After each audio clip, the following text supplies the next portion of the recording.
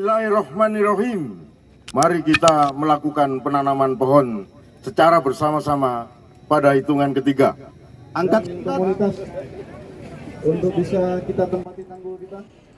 Syidaralun, Polres Pidi menanam ribuan bibit mangrove di aliran sungai kawasan Gampung Sukun, Kecamatan Simpang 3 Pidi pada Selasa 23 Agustus 2022.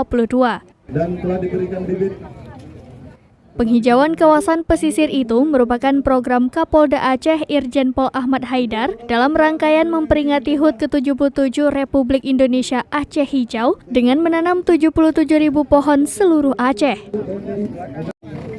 Kegiatan tersebut dipimpin PJ Bupati Pidi, Wahyudi Adi Siswanto, didampingi Kapolres Pidi AKBP Padli SIK, dan Dim 0102 Pidi Letkol Infanteri Abdul Jamal Hussein bersama Forkopimda Pidi.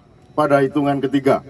Angkat, tolong diangkat sama-sama kameramen, tolong diambil dokumentasinya, angkat semua yang sudah megang bibit. Anggota DPRK bersama Kepala BUMD, Kepala SKPK, Rapi, dan siswa ikut meramaikan penghijauan kawasan tambak tersebut. Kita tanam, ya. Pihak yang terlibat sangat antusias untuk menanam bibit mangrove pada pematang aliran sungai di Kampung Sukun. Penghijauan yang dilaksanakan di 23 kecamatan di Pidi dan pihak Polres Pidi akan memilih tanaman yang sesuai dengan letak kecamatan. Untuk bisa kita tempati tanggul kita. Dari Pidi, Muhammad Nazar, Serambi On TV. Telah diberikan bibit bambu-bambu yang telah dipasang.